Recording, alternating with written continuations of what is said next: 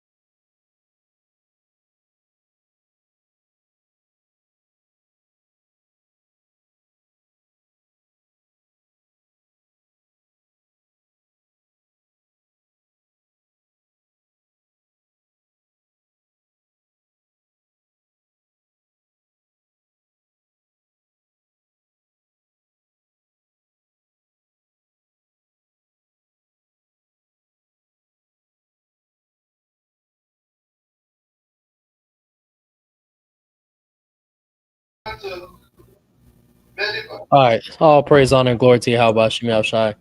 Shalom, shalom, shalom. Is everybody ready? You ready over there? What's going on? What's that noise? Oh, I was just watching something on my phone. Oh, the TV on too. Oh, this guy. There's nobody else there? Just the baby. All right. All praise, honor, and glory to Yahawanathan Ban Lawya. First and foremost, of course. All praises, honor, and glory to Yahawanathan Ban Lawya. Shout out to everybody that has joined us thus far. Shout out to everybody that has joined us thus far. Make sure you guys are hitting that like button when you get in here. Share the video when you get in here. Share the video when you get in here. Like the video when you get in here.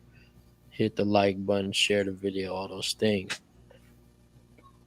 Right? All praises, honor, and glory to Yahawanathan Ban Lawya. All praises. All praise Shabbat Shalom. Make sure you guys are liking and sharing the video. Liking and sharing the video. Right? This is the Sabbath class. All right, where we go over Torah and wisdom and many more things. May be the will of God Himself. Right? All praises, honor, and glory to the Most High. Make sure you guys interact with that poll there. All praises. All right. But yeah, man. Again, all praise, honor, and glory to you. How about Shimi Awashai? It's your brother Rab Yawasap with Yahawanathan. All right, and we are here again on another beautiful Shabbat class. And we're going to double up again. We got Sabbath class now, coffee hours later. All praise, honor, and glory to the Most High. All right, doing as much work as we possibly can for the Most High, for the King, and for the nation. All right, make sure you like the video, share the video, and like the video as well. All right. Make sure you're still praying for your people and praying for your land, praying for your land and praying for your people, praying for physical, mental, spiritual, emotional, agricultural, and financial health with stability. Of course, doing so by Hashem Mashiach Yahawashi.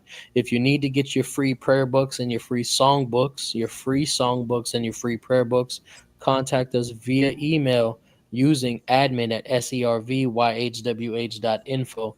That is ADMIN at servyhwh.info. You can get your free prayer books and song books. You can request religious exemption letters. You can inquire about any general thing, like if you want to join the ministries, if you would like to be added to the prayer request list, and also if you would like to join us here in South Florida for the upcoming Passover, March 31st. Okay, make sure you guys tap in with us. Again, contact us via email using admin at servyhwh.info. All right, all praise, honor, and glory to the Most High. Make sure you guys are tapping in with us on the Discord as well. Shout out to everybody who prayed with us on the Discord. All right, shout out to everybody who prayed with us on the Discord. We're getting brothers and sisters more involved. Brothers and sisters are doing phenomenal. All right, reciting the prayers and doing the prayers with us. All praises to the Most High. So make sure you tap in with us. Get your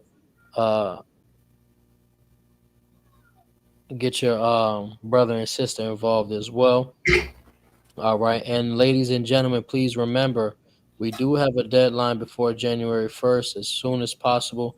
If we can get those donations in to receive $50 from 73 people, and for 73 people to give $50 as soon as possible. If you're able to give more, then we encourage you to give more. If you have to give less, then give less. But anything and everything will help toward gaining that goal, Lord willing.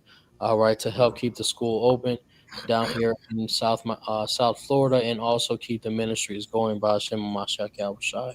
Right, make sure you guys tap in with us there. Also, the Servants of Yahweh audio Bible.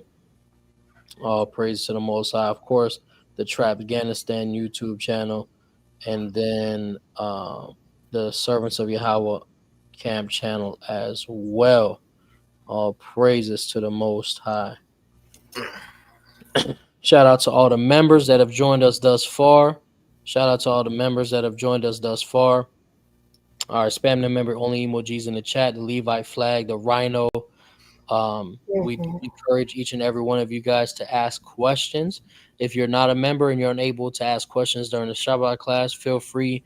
You can drop it in the comment section or even join us on Discord. The link is in the description below.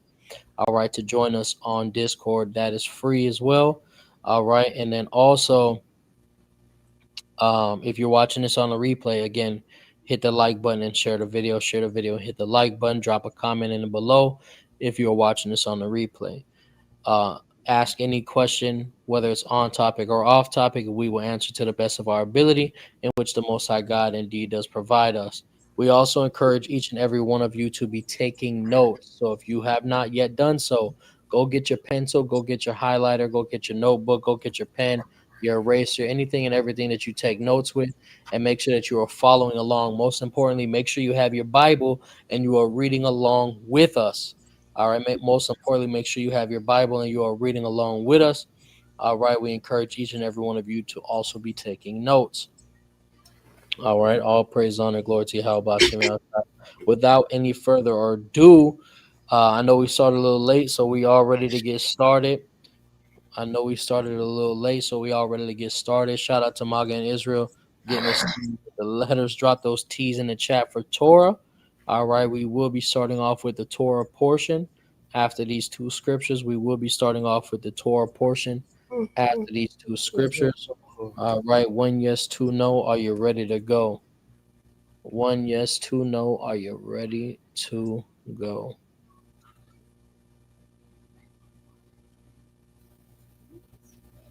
All right. All praises to the Most High. All right, so we're going to start off in Matthew chapter 23. All right, we are going to start in Matthew chapter 23. All right, and verse 34.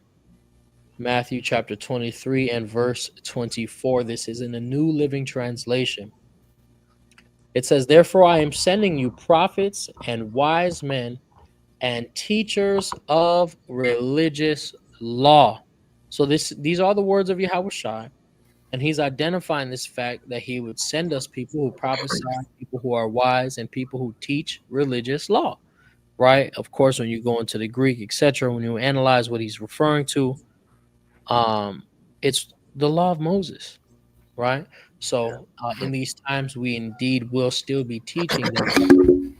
All right, there will be prophets and there will be people of who are wise, right? Moving forward to Acts chapter 15 and verse 21. We are now moving forward to Acts chapter 15 and verse 21. This is also being read in the New Living Translation.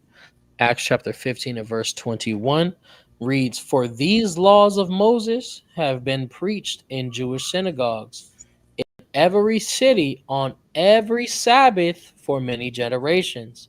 So this is a tradition indeed that we are continuing by the grace, the mercy, the strength of the Most High to teach the law of Moses in the synagogue in which the Most High has blessed us, located in North Miami Beach, Florida. All right. You can come to the school every Sabbath day. You can join us online or join us in port. You can join us online or join us in person to learn about and read about the laws of Moses. All right, all praise, honor, and glory to Yahweh Bashem Yahweh Shai. Without any further ado, we will go now to the Torah portion in which we are reading today, Numbers, the 21st chapter. All right, 1 yes, 2 no. Is everybody walking with us so far? 1 yes, 2 no. Is everybody walking with us so far?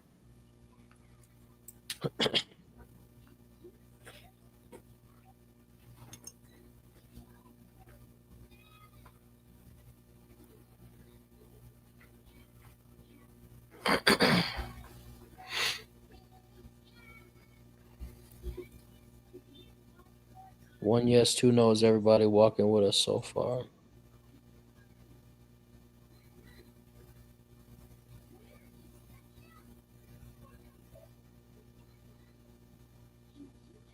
Mm.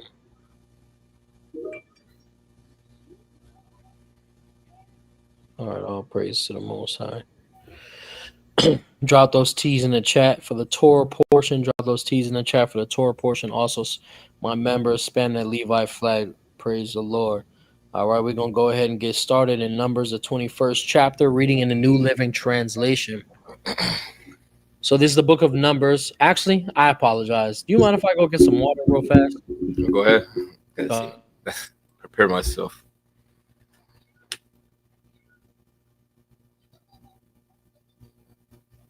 Well, since he's gone, how's everybody Shabbat doing? What did you eat? What did you drink? You know.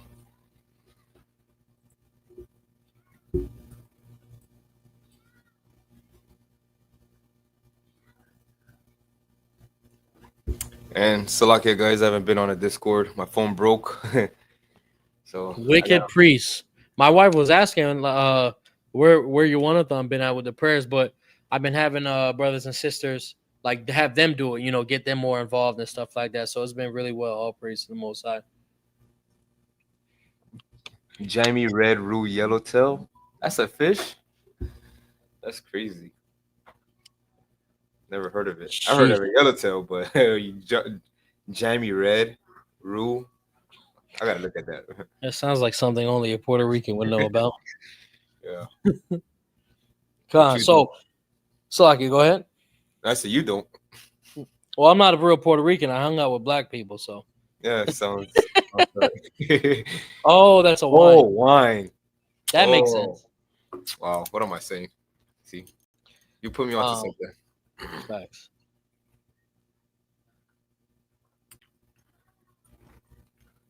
So all praise, honor, glory, how about Yahawashi? Let's go ahead and get started. Reading Numbers chapter 21, starting at verse 1. It says, the Canaanite king of Arad, who lived in the Negev, heard that the Israelites were approaching on the road through Atharim. So he attacked the Israelites and took some of them as prisoners. This is important. So now there's some Israelites already going to be in the land, but as prisoners. All right, so let's pay attention to that detail. Let's remember that detail. Right, verse 2. Then the people of Israel made this vow to the Lord. If you will hand these people over to us, we will completely destroy all their towns. All right, and shout out to Monica Wade, keeping that $5 drive alive. Yahawanathan Ban Lawya, for your generous, continuous, and loving support. All praises to the Most High. All right, and if I did not say so already, just like any and every other live class, ladies and gentlemen, we do look to reach minimum of 20 super chats on any and every live class. They can be as low as 99 cents. Right? All praises, honor, and glory to you. How about Yahawashi? So now the Israelites are making a vow to the Lord, right? Promising God, hey, if you hand these people over to us, then we're just going to destroy everything they have. Verse 3, the Lord heard the Israelites' request and gave them victory over the Canaanites. The Israelites completely destroyed them and their towns. And the place has been called Salakia.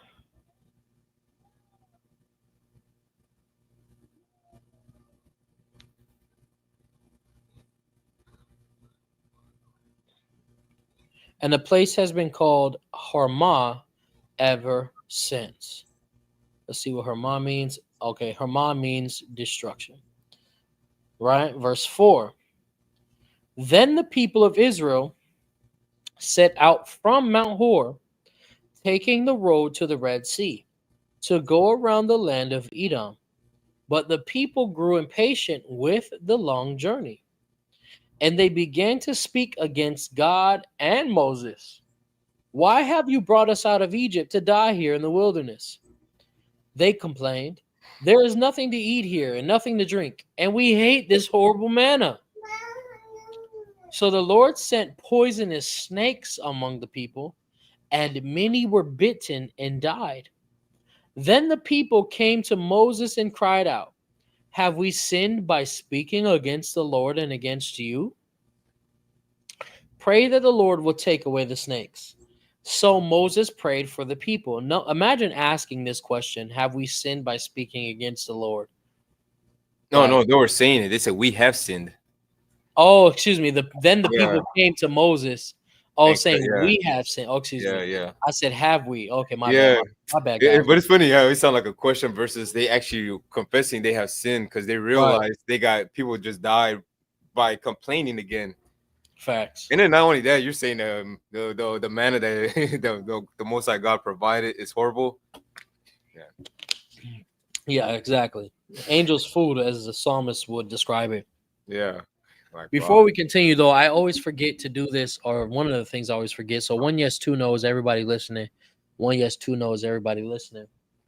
Um, the reason why the priest has us reading numbers first is to learn our roles, identify how when people attempt to step outside of what they were made to do, it causes problems.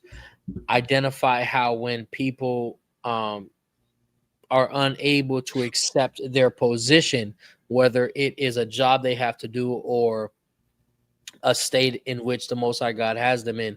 Being in a role or a position is much more than just a job. It can also be what you're encountering and what you're enduring. That is the position that God has you in, and how you behave while you're in that position is going to be a part of whether you continue in a curse or continue in a blessing, which of course is also stemming or going into as we build self-respect and learn our knowledge or learn our worth in a Mashiach Yahawashi. Right. So let's make sure that we're paying attention to these things, because we see that us, when we're in the wilderness, we're complaining about eating the food that, hyperbolically or metaphorically is fed to angels. Right. So one yes, two knows, everybody following along with us. All right. For those of you taking notes, I definitely want to see those pencil emojis in the chat. All right. Let me see who's taking notes. And then I did want to say something too, because like when I was reading this, but the amount of times like it made me think like how much are we really complaining on a daily basis, right? Like we don't even realize we're complaining about certain things until something bad happens, or we finally realize what we're actually complaining about, right? So kind of like every time I read numbers, it's the same thing.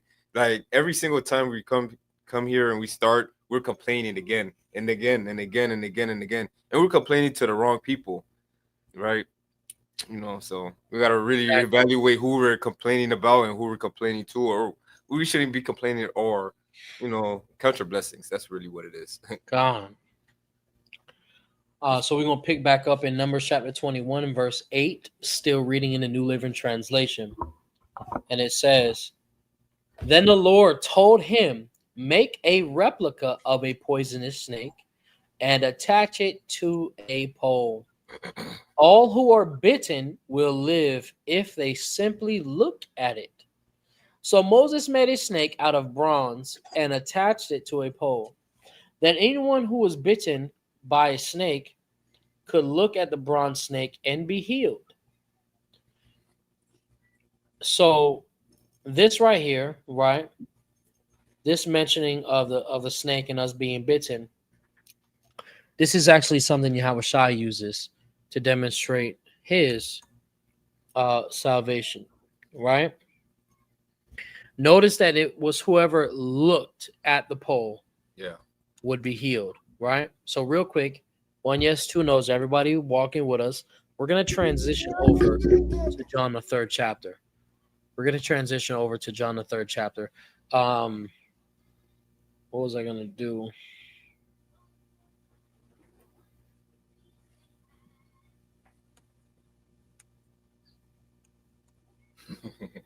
I think he sees you, Rob. He's saying He hi to you. sees me? Yeah, he's saying hi to you. Shalom, young man. Shalom. Shalom, everybody. He escaped that chair, the baby chair. God. This guy.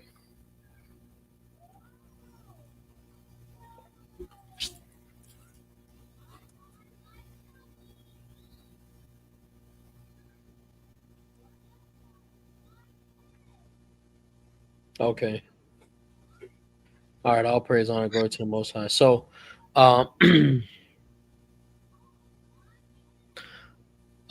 if you don't mind, do you mind reading this for me? Yeah. Just the first one? No, we're gonna read through to John 3:16. Oh, okay. All right. John chapter 3, verse 1. There was a man named Nicodemus, a Jewish religious leader who was a Pharisee. After dark one evening, he came to speak with Jesus. Rabbi, he said, we all know that God has sent you to teach us. Your miraculous signs are evidence that God is with you. Jesus replied, Jesus replied, I tell you the truth, unless you are born again, you cannot see the kingdom of God. What do you mean? Exclaimed Nicodemus. How can an old man go back into his mother's womb and be born again? Jesus replied, I assure you, no one can enter the kingdom of God without being born of water and the Spirit. Right. So, when he says being born of water and the Spirit, he's re-emphasizing what he already said about being reborn. Because when you're born with a Spirit, born through water, etc. So he's just identifying the regeneration of your soul, the regeneration of your person to be cleansed. Right. Go ahead, verse 6. John chapter 3, verse 6. Humans can reproduce only one human life, but the Holy Spirit gives birth to spiritual life. Mm-hmm. So don't be surprised when I say you must be born again. The wind blows wherever it wants. Just as you can hear the wind, but can tell where it comes from or where is it going, so you can't explain how people are born of the Spirit. Right. So the same way we have the inability to understand the direction of the wind, right? However, we can hear it, right? We don't see where it's coming from, where it's going, etc. Right. That is all those that are also born of the Spirit, identifying the fact that guess what? We are unaware of who the 1/3 is, who the 2/3 are, and who the 144,000 are. It's all up to the Most High God and who He chooses. Right? Yahawashi is talking to Nicodemus about being reborn. I just want to keep the context before we get to the point. Go ahead. John chapter 3, verse 9. How are these things possible? Nicodemus asked. Jesus replied, you are a respected Jewish teacher, and yet you don't understand these things. Mm-hmm. I assure you, we tell you what we know and what have seen, and yet you won't believe our testimony. But if you don't believe me when I tell you about earthly things, how can you possibly believe I tell you about heavenly things? Right. So now Yahawashi is challenging Nicodemus in his understanding, even as a leader. Right. We can see the difference how he speaks to Nicodemus versus how he speaks to a normal person. We have to keep that in mind. We've mentioned that before. Right. Go ahead. Now, this is the point. So everybody pay attention. Drop those nines in the chat if you are actively and you are effectively listening. Drop nines if you are actively and you are effectively listening. This right here, we are getting to the point of what we just read in the book of Numbers. All right. So what we just read in the book of Numbers, right? Chapter 21, verses 1 through 9, right? In the book of Numbers, chapter 21, verses 1 through 9, is mentioned here and referenced in John chapter 3. All right, go ahead.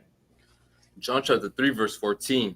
Mm-hmm. And as Moses lifted up the bronze snake on a pole in the wilderness, Mm-hmm. so the man must be lifted up.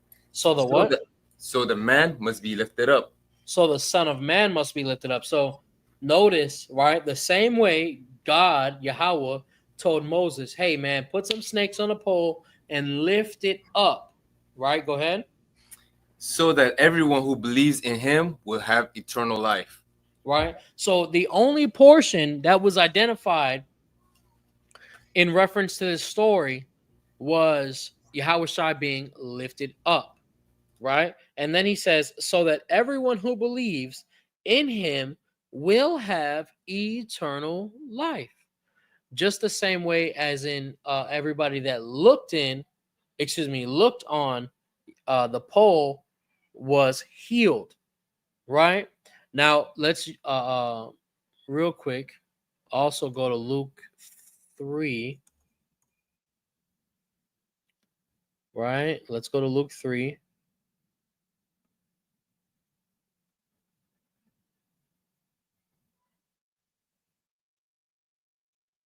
Read verses 5 through 6.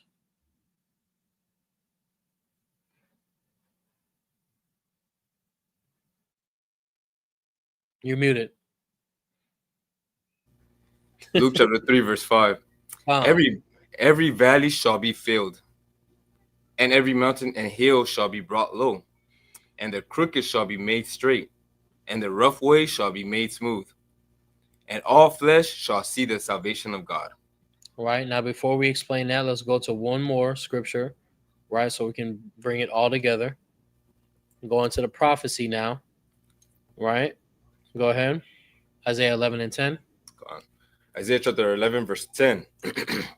And in that day there shall be a root of Jesse, which shall stand for an ensign of the people. So it shall the Gentiles seek, and his rest shall be glorious. Right. So going back to John chapter 3, verse 14 to 15, Yahawanathan said, as Moses lifted up the bronze snake on a pole in the wilderness, so the Son of Man must be lifted up. So this is identifying the glory or glorification that the Most High God is going to give to Yahawanathan, right?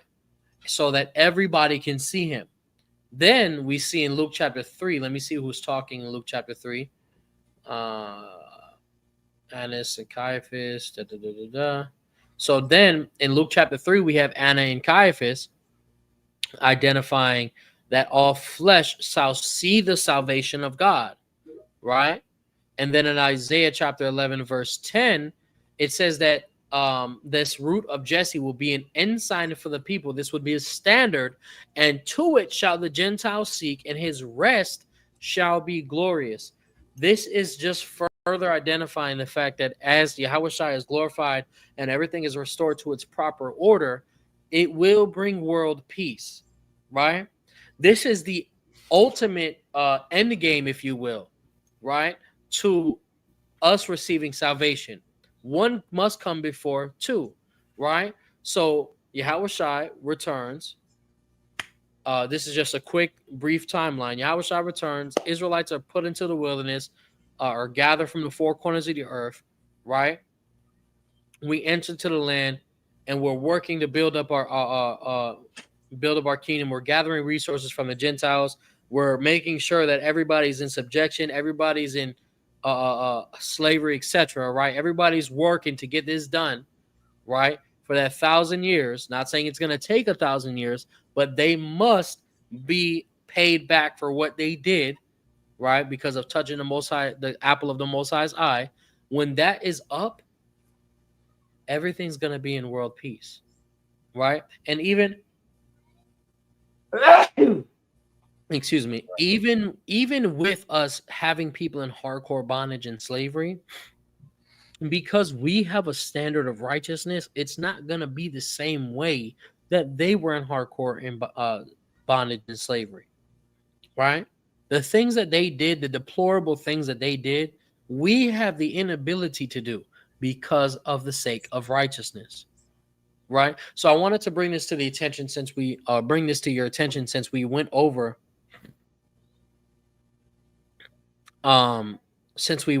this particular portion in the Torah, and see how Yahawanathan referenced it, and then see how it applies to the end game, right? The overall portion of prophecy. So far, 1 yes, 2 no. Want to make sure that you guys are following along, etc. Right? If you're just now joining us, make sure you hit that like button, share the video, and hit that like button.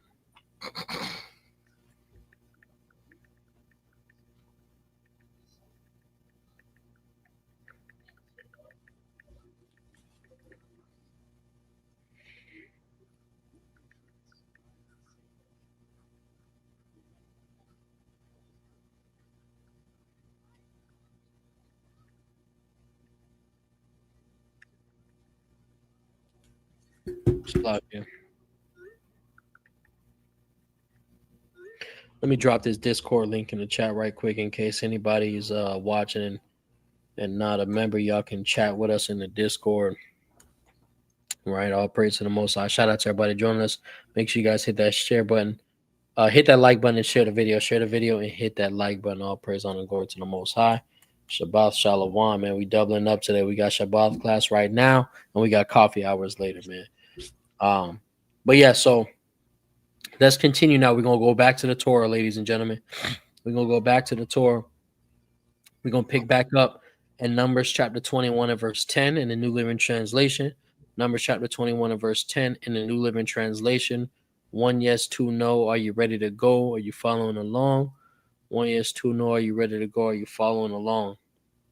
Right. Again, if you have any questions, feel free to ask your questions, whether they are on topic or off topic. If you're watching this on the replay, share the video, hit the like button, like the video, and hit the share button.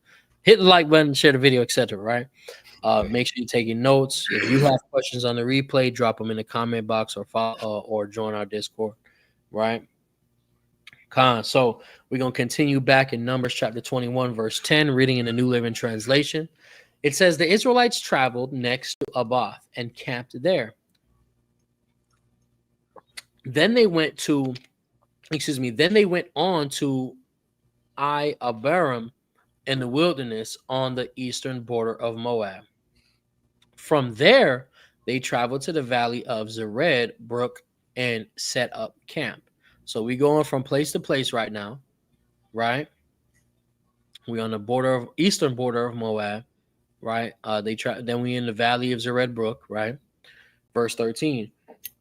Then they moved out and camped on the far side of the Arnon River in the wilderness adjacent to the territory of the Amorites.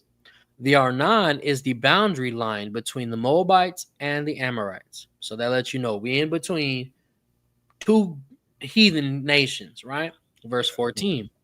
For this reason, the book of the wars of the Lord speaks of the town of Waheb in the area of Supah and the ravines of the Arnon River, and the ravines that extend as far as the settlement of Ar on the border of Moab. So now we see something being mentioned, the book of the wars of the Lord. This is not in the Bible that we have today. Yeah. Okay. So real quick, before we proceed, I want to make sure everybody's actively and effectively listening. Drop those 9s in the chat if you have that ability. Drop the 9s in the chat if you have that ability. There's a book being mentioned right now that we don't have access to. Are we going to trip out about this? This book is being quoted. The town of Waheb in the area of Supah and the ravines of the Arnon River. Right? So that lets us know that something happened at this river, but we don't know what happened, right? Because it's recorded in a different book. Someone who wrote this, right, had access to that book. Another thing to identify is that it is italicized. So it may not even really be in there in the text that we have anyways, but because it's mentioned, I want to make sure that we edify to the best of our ability. So somebody wrote this who had knowledge of this book and quoted it here in the book of Numbers. So real quick, we're going to go to the Apocrypha, right? We're going to go to 2nd Esdras. And we're going to go to 2nd Esdras chapter 14. 1 yes, 2 no. Is everybody following along with us?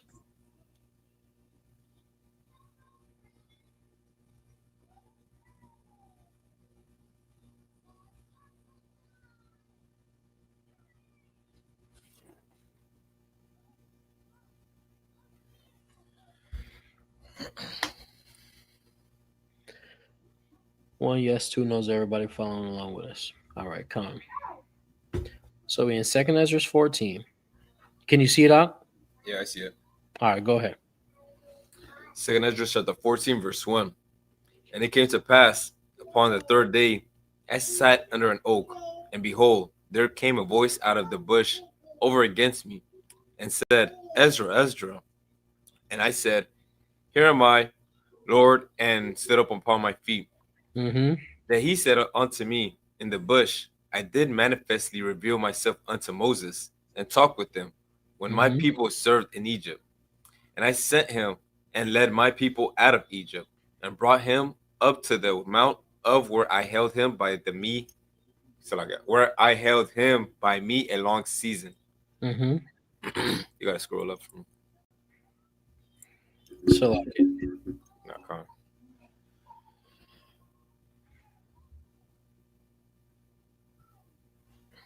All right. Verse 5. And told him many wondrous things, and showed him the secrets of the times and the end, and commanded him, saying, These words shalt thou declare, and these shalt thou hide. And now I say unto thee, that thou lay up in thy heart the signs that I have showed, and the dreams that thou hast seen, and the interpretation which thou hast heard. For thou shalt be taken away from all, and from henceforth thou shalt remain with my son, and with such as be like until the times be ended. For the world has lost its youth, and the because time what? for the world has lost its youth, his Uh-huh. youth, and the times began to wax cold. So now, real quick, right? So the Most High is speaking to Ezra through an angel. And notice he identified himself and made himself known to Ezra the same way he made himself known to Moses. Now, this is simply a theory, right? Simply a theory. But there's evidence that points toward Esdras and Moses sharing the Spirit, similar to how John the Baptist, Salakia, damn it.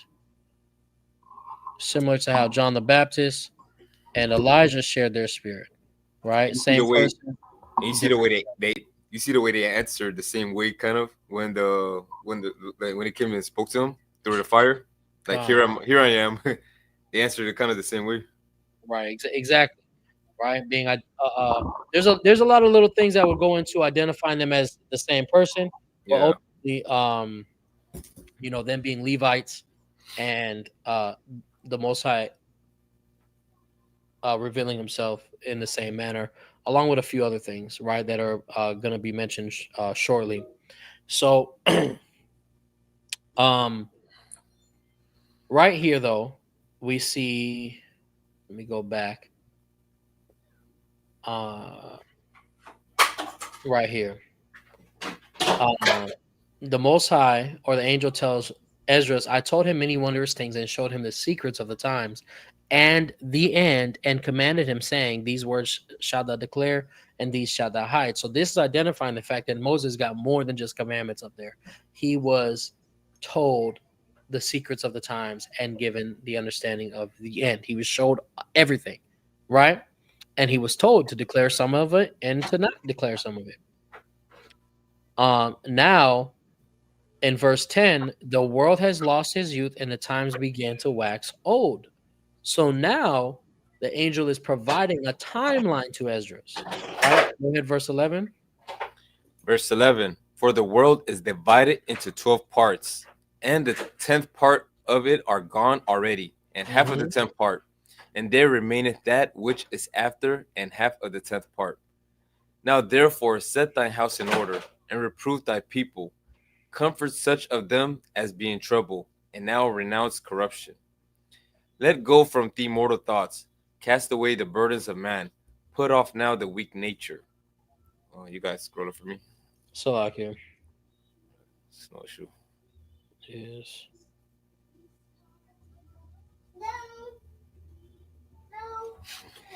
Salakia. No, you're good. So now, verse 11, for the world is divided into 12 parts, and the 10 parts of it are gone already, and half of a 10th part. This is identified as 9.5, give or take, right? So about 9 to 10,000 years has gone by, right? From the time of creation all the way up until the time of Esdras, right? Go ahead. And the remaining that which is after the half of the 10 parts. So now this is the time that's left, right? Which would bring us up to roughly now and showing how much time we actually don't have left. The fact that it's very little time, right? Salakia.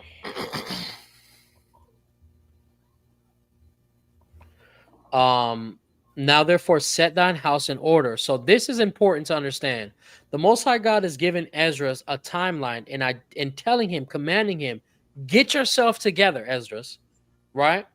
Reprove thy people. So go rebuke and correct and get everybody else together, right? Comfort such of them as be in trouble. The entire nation of Israel is in trouble. I'm reading this for a deeper point, but we have to pay attention to the smaller points. God commanded Ezra, set thy house in order, so get yourself together, reprove thy people, rebuke, right? That's what Israelites love to do. Comfort such of them as be in trouble. Why do we forget that? We're supposed to be comforting each other. That's what God told Ezra. Why do we forget this? Rebuke and comfort go together, right? It says, and now renounce corruption. So get rid of sin. Let go from the mortal thoughts. Cast away the burdens of man. The things that we worried about, we shouldn't be worried about. Cast them away. God said, get rid of that. Don't worry about it. Put off now the weak nature. He's identifying it as a weakness to lose faith, right? Hopefully everybody's paying attention. 1 yes, 2 no. Make sure y'all listening, right? Verse 15, and set aside the thoughts that are most heavy unto thee, and haste thee to flee from these times. Get ready, right? For yet greater evils than those which thou hast seen happen shall be done hereafter. He's letting him know that evil is going to increase. Continue from verse 16, Baba Kashan. Verse 16, for yet greater evils than those which thou hast seen happen shall be done hereafter. For look how much the world shall be weaker through age, so much the more shall evils increase upon them that dwell therein. For the time is fled far away, and leasing is hard at hand. For now hasteth the vision to come which thou hast seen. Then answered I before thee, and said, behold, Lord, I will go as thou hast commanded me, and reprove the people which are present, but they that shall be born afterwards, who shall admonish them? Yeah, thus the world is set in darkness, and they that dwell therein without the light. So now this is the point and why I'm reading this regarding what we just read in Numbers chapter 21.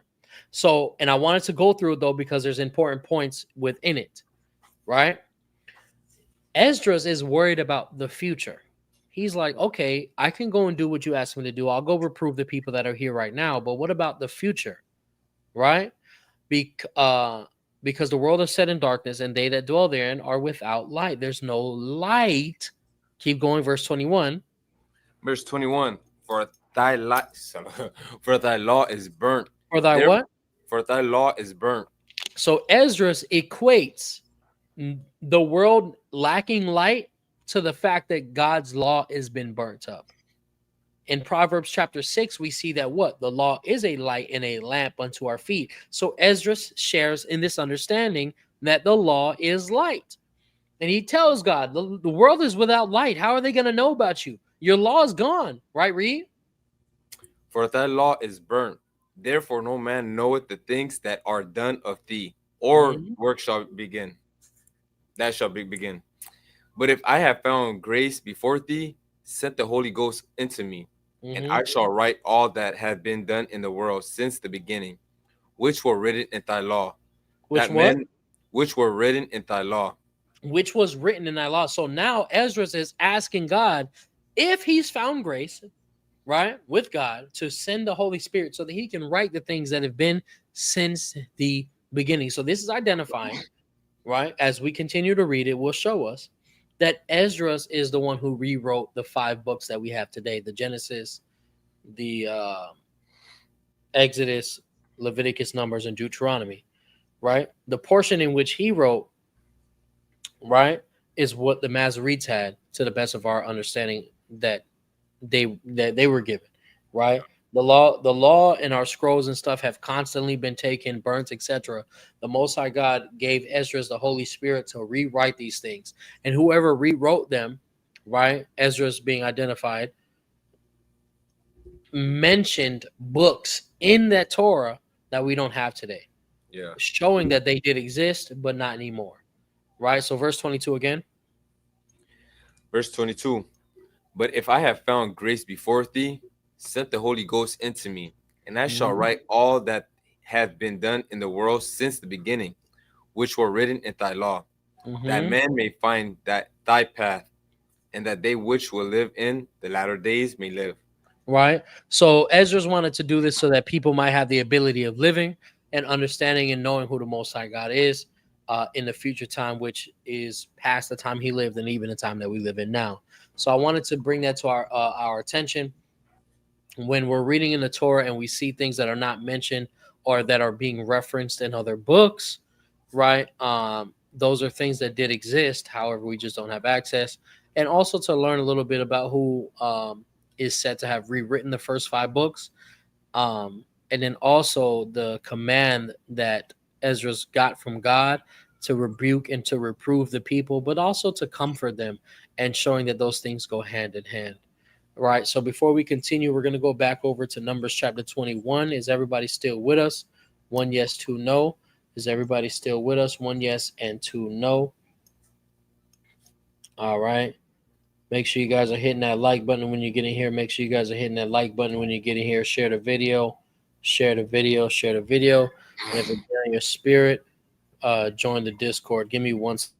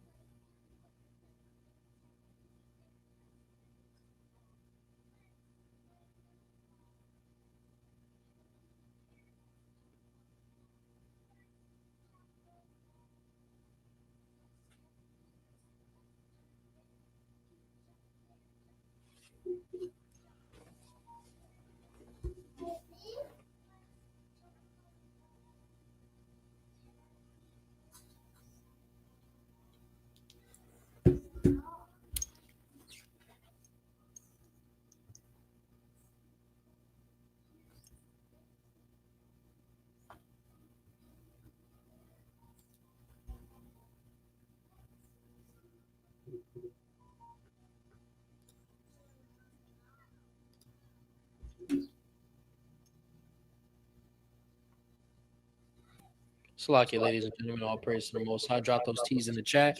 Drop those T's in the chat for the Torah portion. Let's go. Picking back up in Numbers chapter 21 and verse 16. Numbers chapter 21 and verse 16, still really reading in the New Living Translation. From there, the Israelites traveled to Beer, which is the well where the Lord said to Moses, assemble the people and I will give them water. Verse 17. There the Israelites sang this song. Spring up, O well, sing, yes, sing its praises. Sing of this well, which princes dug, which great leaders hollowed out, with their scepters and staffs. Then the Israelites left the wilderness and proceeded on through Matana, Nahaliel, and Bamoth. Verse 20. After they went to the valley in Moab, where Pisgah Peak overlooks the wasteland. Continuing in verse 21. Hold on. Let me see. Was there any other? I'm just making sure that there's no other like Bible references. Okay, con. So we're going to be at verse 21 now. Verse 21. The Israelites sent ambassadors to King Sihon of the Amorites with this message. Let us travel through your land. We will be careful not to go through your fields and vineyards. We won't even drink water from your wells. We will stay on the king's road until we have passed through your territory. But King Sihon refused to let them cross his territory. Instead, he mobilized his entire army and attacked Israel in the wilderness, engaging them in battle at Jahaz. But the Israelites slaughtered them with their swords and occupied their land from the Arnon River to the Jabbok River. They went only as far as the Ammonite border because the boundary of the Ammonites was fortified. So Israel captured all the towns of the Amorites and settled in them, including the city of Heshbon and its surrounding villages. Heshbon had been the capital of King Sihon of the Amorites. He had defeated a former Moabite king and seized all his land as far as the Arnon River. Therefore, the ancient poets wrote this about him. Come to Heshbon and let it be rebuilt. Let the city of Sihon be restored. A fire flamed forth from Heshbon, a blaze from the city of Sihon. It burned the city of Ar and Moab. It destroyed the rulers of the Arnon Heights. What sorrow awaits you, O people of Moab? You are finished, O worshippers of Chemosh. Chemosh has left his sons as refugees, his daughters as captives of Sihon, the Amorite king. We have utterly destroyed them from Heshbon to Dibon. We have completely wiped them out as far as Napah and Medeba. Right? And notice that it said that the poets had wrote about this. Right. Yeah. Therefore, the ancient poets wrote this about him. Right. So this was a song or a poem that was made about us destroying Moab and how they're finished. Continuing at verse 31. So the people of Israel occupied the territory of the Amorites. After Moses sent men to explore the Jazer area, they captured all the towns in the region and drove out the Amorites who lived there. So before we continue, ladies and gentlemen, right? Numbers chapter 21.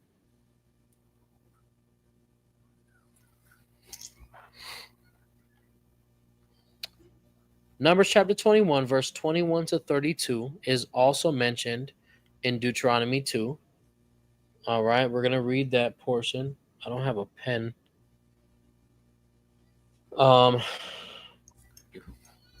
We should go teleport my pen to you.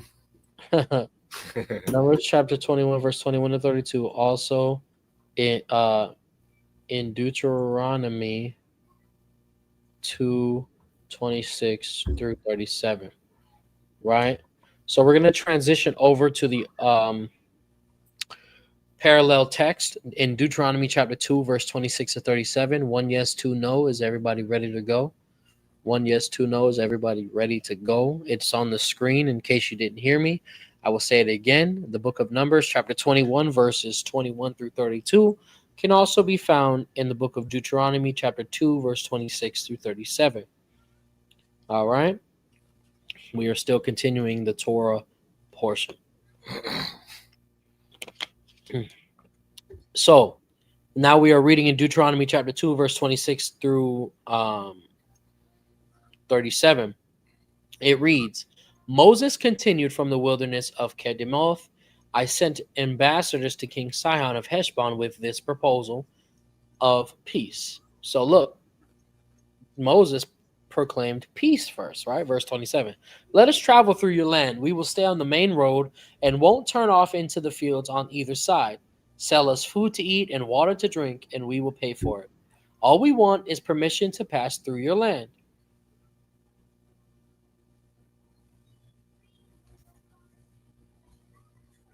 LOL. The descendants of Esau who live in Seir allowed us to go through their country, and so did the Moabites who lived in Ar. He just lied. Yeah. Let us pass through until we cross the Jordan into the land of the Lord our God is giving us. Verse 30. But King Sihon of Heshbon refused to allow us to pass through because the Lord your God made Sihon stubborn and defiant so he could help you defeat him as he has now done. Then the Lord said to me, Look, I have begun to hand King Sihon and his land over to you. Begin now to conquer it and occupy his land. Then King Sihon declared war on us and mobilized his forces at Jahaz. But the Lord our God handed him over to us, and we crushed him, his sons, and all his people. We conquered all his towns and completely destroyed everyone, men, women, and children. Not a single person was spared. We took all the livestock as plunder for ourselves, along with anything of value from the towns we ransacked. Verse 36. The Lord our God also helped us conquer Aroer on the edge of the Arnon Gorge, and the town in the gorge, and the whole area as far as Gilead.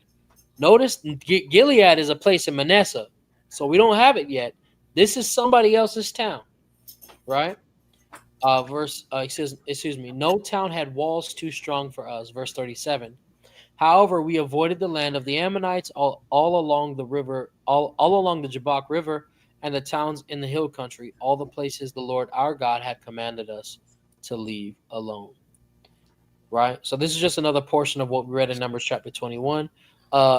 Interesting point to bring out, though, here is where where Esau led us through.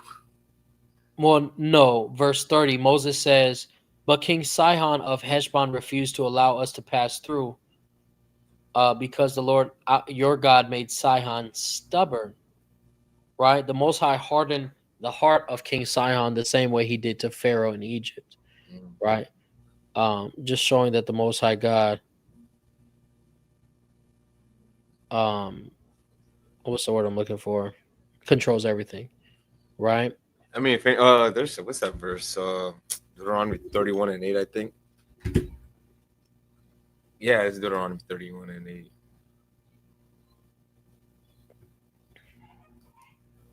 Come on.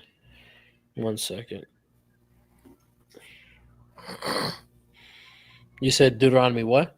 31:8. Khan is the book of Deuteronomy. Real quick, we're going to transition over to a quick precept. 1 yes, 2 no is everybody following along. 1 yes, 2 no is everybody following along. 1 yes, 2 no. Tribe of Iskar, when I say ready to go, by the way, I was talking about like ready to go, continue with the lesson. I don't know what you're referring to. Right? So this is a quick precept, Deuteronomy chapter 31, verse 8. Do not be afraid or discouraged, for the Lord will personally go ahead of you. He will be with you. He will neither fail you nor abandon you. And this is something to remember outside of just war. Remember in Psalms 27, we went over when a host encamps around us, we will maintain our confidence that Yahweh is our salvation, Yahweh is our light, Yahweh is the strength of our life. And we find it right here in Torah. We are commanded to be full of courage, knowing that the Most High God is going ahead of us and fighting our battles. Yeah, because he's always ahead of us. That's why he knows where we're going, or he knows where to go. That's why he wouldn't lead you to garbage. He was trying to lead us to water, to the honey. That's right. But we keep going somewhere else because we want to follow everyone else, which is the reason why I said we should be reading this, because we need to follow our own roads, right? So, yeah. So, Salakia.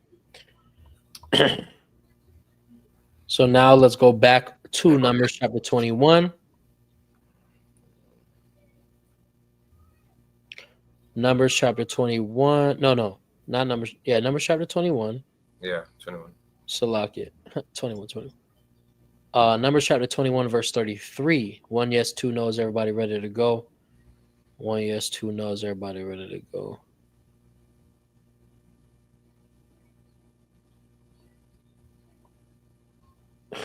Still, yes, I understand, Ak.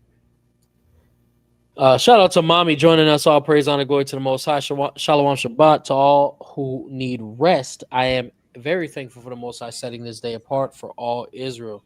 Khan, all praises to the Most High. Right? So we are picking back up still in the Torah portion.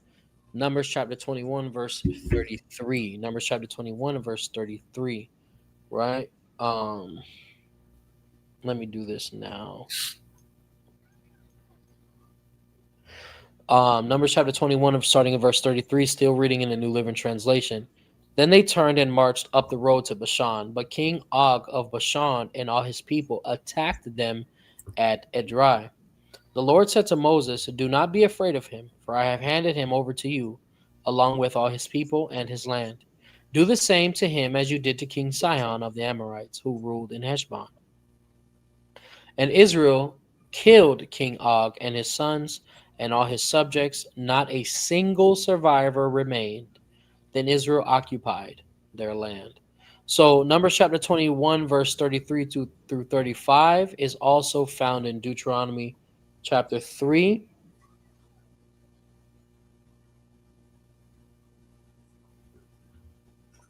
Verses 1 through 22. So we're going to transition over to there real quick. All right, we're going to read Deuteronomy chapter 3, verse 1 through 22 in the New Living Translation. 1 yes, 2 no. Are you following along and are you ready to go? In the meantime, real quick, shout out to Mommy, Yahawanathan the water for your generous, continuous, and your love and support, keeping that $1 drive alive 2 more times. All praises to the Most High. Again, ladies and gentlemen, We do look to reach a minimum of 20 super chats every live class, and we just need 17 more to go. Shalom, Mom. Khan. Right, so we're gonna read Deuteronomy chapter 3, verse 1 through 22. Starting at verse 1 says, "Next we turned and headed for the land of Bashan, where King Og and his entire army attacked us at Edrei. But the Lord told me, 'Do not be afraid of him, for I have given you victory over Og and his entire army, and I will give you all his land. Treat him just as you treated King Sihon of the Amorites, who ruled in Heshbon.'" That's interesting. Here it says the Amorites, but in Numbers it said Moab. Because they were right next to each other, or like in the border, right in the middle. That is true. That is true. So if anything, they probably was like closer to the Amorites, or probably seeing them. I don't know. They did go up to that Yeah. borderline, so I can see, right? Verse 3 says, "So the Lord our God handed King Og and all his people over to us, and we killed them all. Not a single person survived. We conquered all 60 of his towns, the entire Argob region and his kingdom of Bashan. Not a single town escaped our conquest. These towns were all fortified with high walls and barred gates. We also took many unwalled villages at the same time. We completely destroyed the kingdom of Bashan, just as we had destroyed King Sihon of Heshbon. We destroyed all the people in every town we conquered, men, women, and children alike."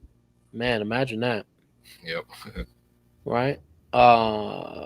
Verse 7, "But we kept all the livestock for ourselves and took plunder from all the towns. So we took the land of the two Amorite kings east of the Jordan River, all the way from the Arnon Gorg to Mount Hermon. Mount Hermon is called Sirion by the Sidonians, and the Amorites call it Sinir. We had now conquered all the cities on the plateau and all Gilead and Bashan, as far as the towns of Selekah and Edrei, which were a part of Og's kingdom in Bashan. King Og of Bashan was the last survivor of the giant Rephites. His bed was made of iron and was more than 13 feet long and 6 feet wide. It can still be seen in the Ammonite city of Rabbah. All right, so real quick before I build upon that, shout out to Mommy going crazy in the chat. All right, Yahawanathan Ban Lawya, the water for your generous, continuous, and your love and support, keeping that $1 drive alive. And of course, shout out to Chief Sister Princess Erica, Yahawanathan Ban Lawya, the water for your generous, continuous, and loving support, keeping that $1 drive alive. Oh no, $2 drive alive. Slovakia, right? We now only need 11 more super chats, ladies and gentlemen, to reach that super chat goal. May it be the will of God.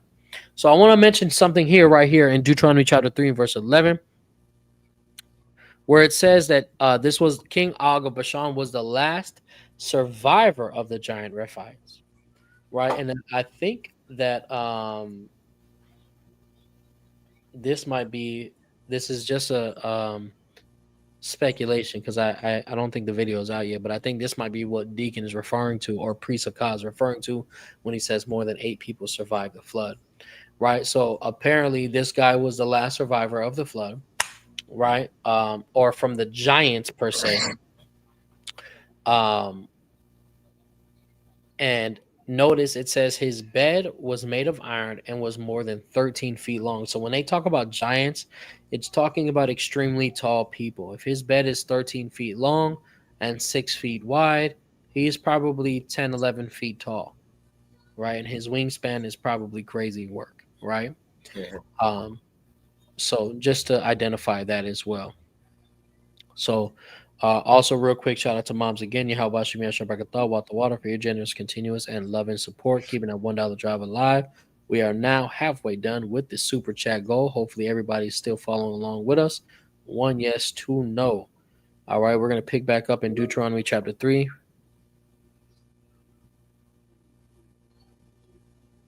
Salakia.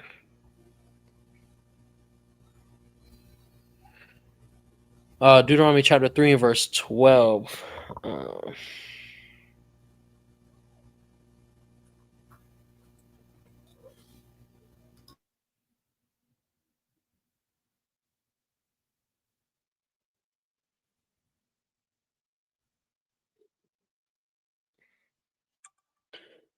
I'm a dwarf among giants. So we're going to pick back up in Deuteronomy chapter 3 and verse 12. It says, when we took possession of this land, I gave to the tribes of Reuben and Gad the territory beyond Aror along the Arnon Gorge, plus half of the hill country of Gilead with its towns. This is why half a tribe of Manasseh with Reuben and Gad are on one side of the land because of this right here. Continuing in verse 13. Then I gave the rest of Gilead and all of Bashan, Og's former kingdom, to the half tribe of Manasseh. This entire Argob region of Bashan used to be known as the land of the Rephites. Jair, a leader from the tribe of Manasseh, conquered the whole Argob region in Bashan, all the way to the border of the Gershurites and Maacathites.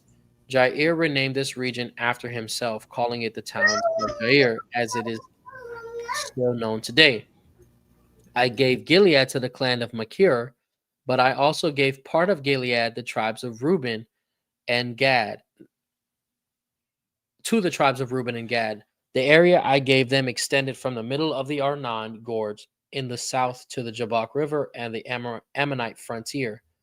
So apparently Gilead was actually shared amongst the northern kingdom between Reuben, Gad, and Manasseh. Verse 17. They also received the Jordan Valley all the way from the Sea of Galilee down to the Dead Sea, with the Jordan River serving as the western boundary. To the east were the slopes of Pisgah. Verse 18. At that time I gave this command to the tribes that would live east of the Jordan. Although the Lord your God has given you this land as your property, all your fighting men must cross the Jordan ahead of your Israelite relatives, armed and ready to assist them. So one thing that they had to do, the half tribe of Manasseh, Reuben, and Gad, is that when it was time to fight, they had to come and assist us on the other side of Jordan. Verse 19. Your wives, children, and numerous livestock, however, may stay behind in the towns I have given you. When the Lord has given security to the rest of the Israelites, as he has to you, and when they occupy the land the Lord your God is giving them across the Jordan River, then you may all return here to the land I have given you. So the wives, the children, and the animals, they got to stay there, while Reuben, Gad, and the half tribe of Manasseh, they had to continue wandering with us or going into the land. Right? Verse 21. At that time I gave Joshua this charge. You have seen for yourself everything the Lord your God has done to these two kings. He will do the same to all the kingdoms on the west side of the Jordan. Do not be afraid of the nations there, for the Lord your God will fight for you. Right? So all praise, honor, and glory to Yahawanathan. That does indeed end the Torah portion. That does indeed end the Torah portion. So 1 yes, 2 no. Are you ready to go? Drop those dubs in the chat. All right. Does anybody have any questions about the Torah portion before we move on? I'm gonna start doing that. Does anybody have any questions about the Torah portion before we move on?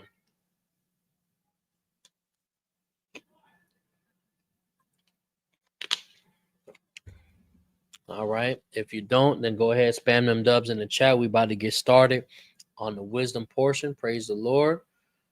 I think we're on chapter 20. Yeah.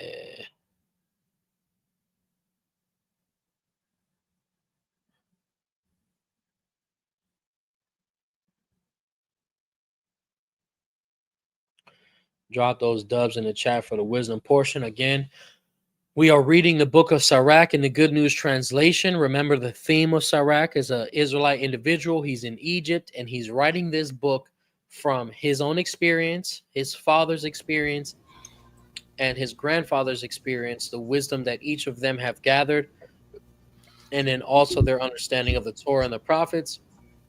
And he wrote in a book for the purpose to share it with the other Israelites that are scattered abroad, and even us in the future, of course. He did make mention of some of the things that might be more difficult to translate from the Hebrew, and understanding that the Hebrew is a more strong language when spoken. Right. So all praise, honor, and glory to Yahawanathan. We actually finished chapter 19 last week. Right. We finished chapter 19 last week. Let me just double check real quick. Oh, wait. Yeah, we definitely did that because I remember emphasizing verse 1 through 4 so much. So, yeah, we are on chapter 20 in the book of Sirach. We are reading in the Good News Translation. Again, we still encourage you guys to ask questions, whether they are on topic or they are off topic. Whether they are on topic or they are off topic. Also, we encourage you guys to be taking notes. So, if you haven't done so already, go get your pen, your pencil, your notebook, your highlighter, your note, and most importantly, your Bible. If you're reading in the KJV, that's fine. All praise to the Most High. We're gonna go ahead and we just gonna get started. Shout out to the white girl, bro. These ads are deadly. All right, Con, you got it. All right. Ecclesiasticus chapter 20, verse 1. A person can be rebuked in the wrong way. Oh my God! Imagine that. Yeah. Israelites, right? You know that Keith Sweat song? There's a right and a wrong way to love somebody. Con, we've actually brought it up a couple of times in this class and in on like Monday and Thursday night classes. Yeah. Keith Sweat? Yeah. That particular song, yeah. Oh, well. Mostly Ahmataza and Chief Sister Tanya. I'm too young for that song. Okay. Brother Amarai says, asking for my wife because I haven't been able to really pay attention because our 3-year-old is going in. All praise to the Most High. What was the lesson on exactly? So what we went over so far is the book of Numbers, chapter 21. We then transitioned over to a few precepts. We read John 3. We read 2nd Ezra 14. We read Deuteronomy 2, Deuteronomy 3.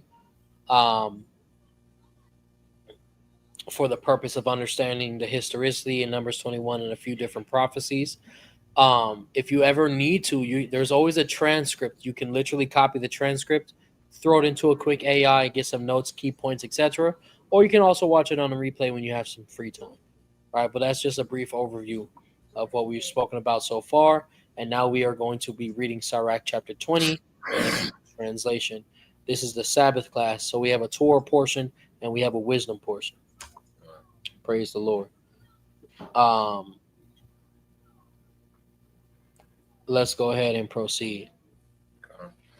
Ecclesiasticus chapter 20, verse 1. A person can be rebuked in the wrong way.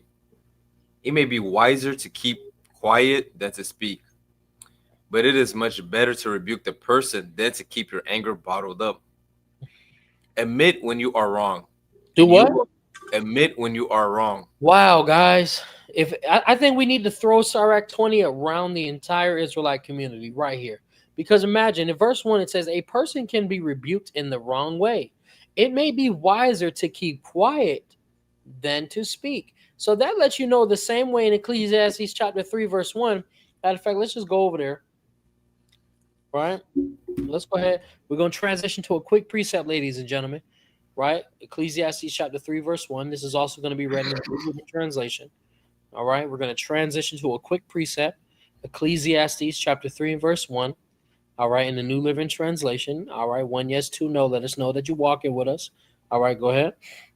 Ecclesiasticus chapter 3, verse 1. In the Ecclesiastes. Yeah, that's what I said. Ecclesiasticus? Mm-hmm. Oh, Ecclesiastes chapter 3, verse 1. Uh-huh. In the New Living Translation. For everything there is a season, a time for every activity under heaven. Uh-huh. A time to be born and a time to die. A time to plant and a time to harvest. A time to kill and a time to heal. A time to tear down and a time to build. A time to cry and a time to laugh. A time to grieve and a time to dance. Mm-hmm. A time to scatter stones and a time to gather stones. A time to embrace and a time to turn away. A time to search and a time to quit searching. A time to keep and a time to throw away. A time to tear and a time to mend. A time to be quiet and a time to speak. Mm-hmm. A time to love and a time to hate. Mm-hmm. A time for war and a time for peace. And I had him read it all, right? Because there's a special time appointed for everything. This is also to remind us that we got to maintain our patience, man. Yeah. We got to be patient because if there's a time set for everything under heaven, that means that there's certain things that we may want to happen and it may not be time, right? But of course, we're going to emphasize and stay within context of Sirach 20, and we're going to emphasize verse 7 here, where it says a time to be quiet and a time to speak. So I'm going to say it very bluntly. There's times to shut your mouth. Or what mommy says, since mommy's watching, hold your corner. Go to your corner and hold it down. Shut up. That's for me. Oh, Slakia, hold on. There's another thing mommy always says. Are you ready to put the shovel down? Right? That's a rhetorical question. Are you ready to stop digging your own grave and putting yourself into more trouble? Right? There's proverbs in the Bible, and there's proverbs among the wise ones that God has sent to us, YHWH has sent to us. Right? And I'm speaking very bluntly for everybody to understand. There's a time to be quiet. Just shush. And there's a time to speak. Having the ability to discern through those times is immense wisdom. Right? All praise, honor, and glory to Yahawanathan.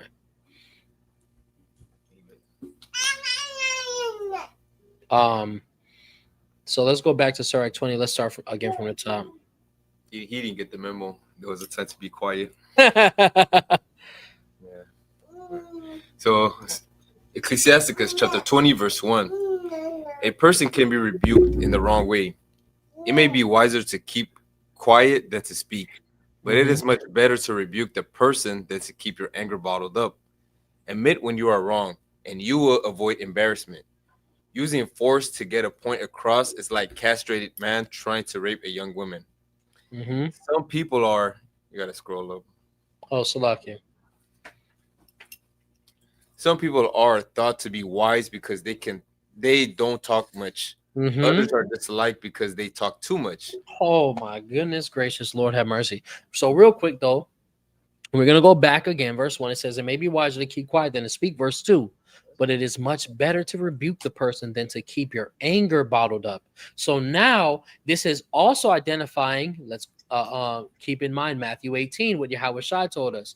If someone offends you, it's better to say something and go to them, give them the ability to change their ways, give them the ability to apologize, etc. Right? The author of Sirach is telling us right here, but it is much better to rebuke the person than to keep your anger bottled up. So now it's also identifying a different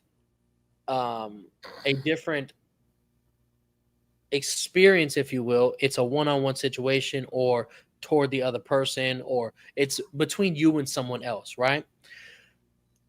It's not always just rebuking, oh, you're sinning. It's not always just about that. Sometimes somebody did something wrong and you want them to know about it.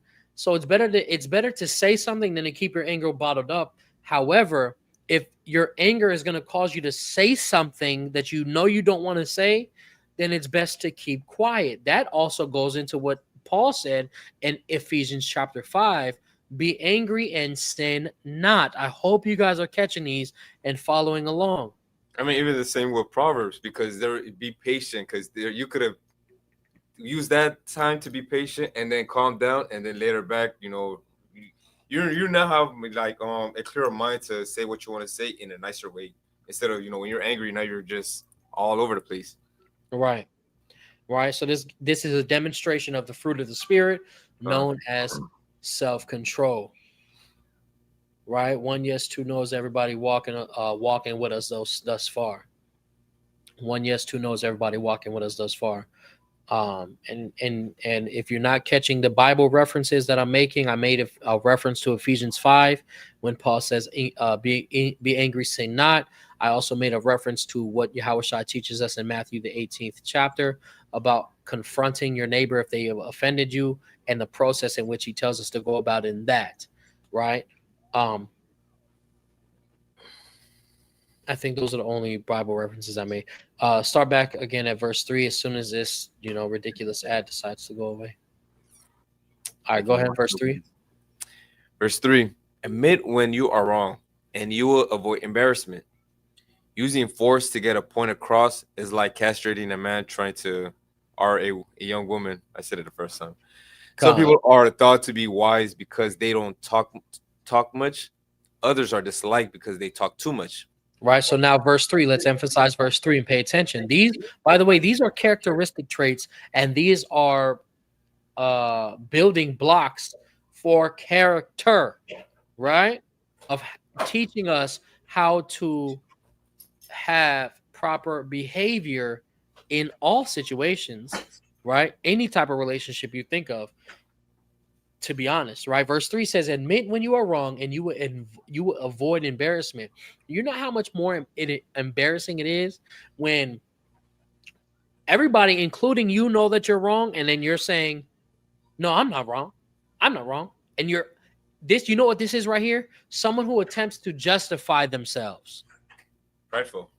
Right? Being prideful. Isaiah chapter 5 says, woe unto them that are wise in their own eyes. This is something that will bring destruction. Magan Israel said in the chat, stubborn. These are stubborn people. So it's better to admit when you're wrong. And this is also a demonstration of humility. This is a demonstration of goodness and faith, etc. All the fruits of the Spirit. So we're getting a breakdown of the fruits of the Spirit right here from the author of Sirach.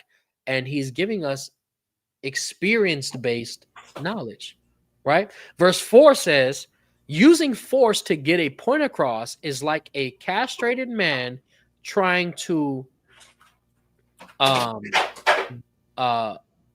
validate, what's the word that they used against Dana? Violate, right? In verse 4 it says, using force to get a point across is like a castrated man trying to violate a young woman, right? So when you're attempting to get your point across as an angry person, right? This is how difficult it is going to be for you. A man who can't even use or doesn't even have a genital area attempting to, that's how difficult it's going to be. You're wasting your time, right? Real quick, we have some scriptures in the chat from Tribe of Issachar. I'm gonna share them right here. Tribe of Issachar posted Proverbs chapter 29 and verse 11. A fool utters all his mind, but a wise man keeps it in till afterwards. Proverbs also actually says and quotes that a fool seems wise when he doesn't speak. So it's better to just be quiet. Tribe of Issachar also shares with us Second Timothy chapter 3 verse 16. All scripture is given by inspiration of God and is profitable for doctrine, for reproof, for correction, for instruction in righteousness. Yes, sir. Tribe of Issachar also shares Proverbs chapter 16 verse 18. Pride always comes before the fall. Magan Israel, I wouldn't have used the term deflower because deflower can also be like technically, sex outside of marriage. It's not necessarily what the word was right there. Violation. That's straight violation, right? So now verse 5. Ecclesiasticus chapter 20 verse 5. Some people are thought to be wise because they don't talk much. Others are disliked because they talk too much. And guess what? You can also today, the young kids call it a yapper. That's what they call it, a yapper, right? If you're a yapper, people might not like you, right? Especially, hold on, it's not even just being a yapper, but you could be someone who just talks about nonsense. Yeah, I was gonna say if you that. have value to what you're saying, I'm sure people are gonna want to listen, right? But if you're just talking about nonsense, bro, don't nobody want to hear that. You know what I'm saying? Verse 6. Verse 6. Some people keep quiet because they don't have anything to say. Mm-hmm. Others keep quiet because they know the right time to speak. Ooh-wee. Right? And this is something that can go to Zaquan Raphael. Shout out to Zaquan Raphael if he is watching. It says others keep quiet because they know the right time to speak. Every time that man does speak, it's always valuable, right? It's always valued higher than rubies and diamonds. And let me tell you, regardless of how many people are in the room, right? Or how much noise is occurring or whatever, if Zaquan Raphael is attempting to put something in or to the talk or speak, everybody makes sure that they be quiet. Everybody wants to hear what he has to say because of how little he does talk, So when he does talk, we know that there's value there, right? Verse 7. Verse 7. A wise person will not speak until the right moment, but a bragging fool doesn't know when the time is. My gosh. Jesus Christ.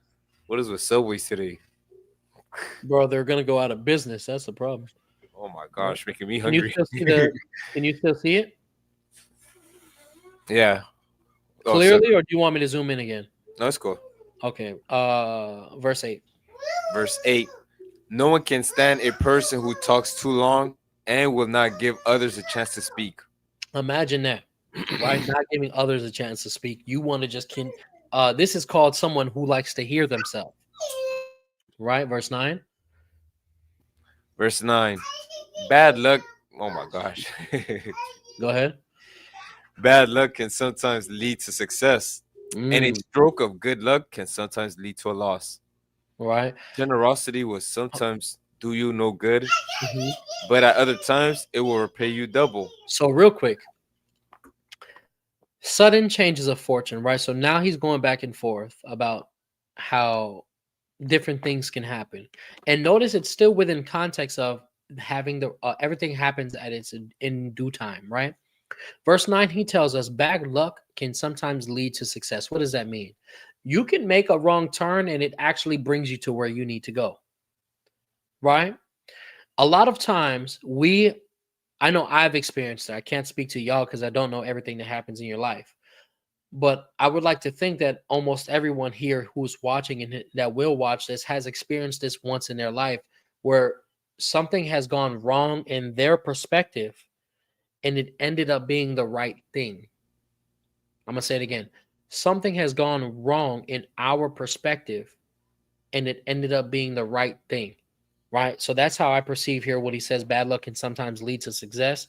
We may think that, oh no, damn, that wasn't supposed to happen, but it actually turned out to being something much greater, right? A lot of inventions actually happen that way.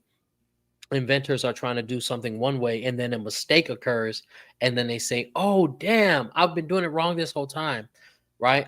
Now the latter portion of this verse, it says, and a stroke of good luck can sometimes lead to loss. A lot of times we become comfortable, right? And now we're not being aware anymore. Things are going so well and so good that we've lost our prudence, and then it ends up causing us to fall or to trip, right? So 1 yes 2 no. Is everybody walking so far, and can you receive that? Bashim Yawasap. 1 yes 2 no. Let's continue back again, verse 10. Ecclesiasticus chapter 20, verse 10. Generosity will sometimes do you no good, but at other times it will repay you double.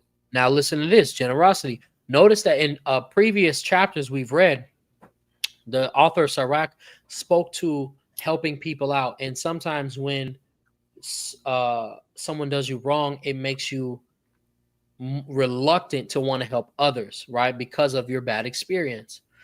This is kind of another portion of that and a perspective of that. Generosity will sometimes do you no good because sometimes people take advantage of it. Yeah. However, at other times, it will repay you double. You can be generous in it because at the end of the day, guess what? The Most High God is the one who paid you back in any way, shape, form, or capacity, right? So that kindness is you sowing a seed. Now, listen to this. You can sow a seed of kindness in one garden and reap the fruit in another. I'm saying it again. You can sow a seed of kindness in one garden and reap the fruit in another. So you may not that seed, it may not be time for that seed to grow, but there is fruit on another tree that God is willing that God is going to give you. That also, if you think about it, goes back into the Torah. How those who had vineyards and had lands, we could not pick everything. We had to leave the corners and the outskirts for the widows, the orphans, and the poor, right? So they didn't have their own vineyards. right? Maybe if they had a sack of seed, maybe it would grow off into somebody else's, and they would be able to pick from another vineyard or what have you, right? So just pay attention to the things that you are doing and how you're treating everybody, right? Because just as much as you may plant in one garden and reap in another, guess what?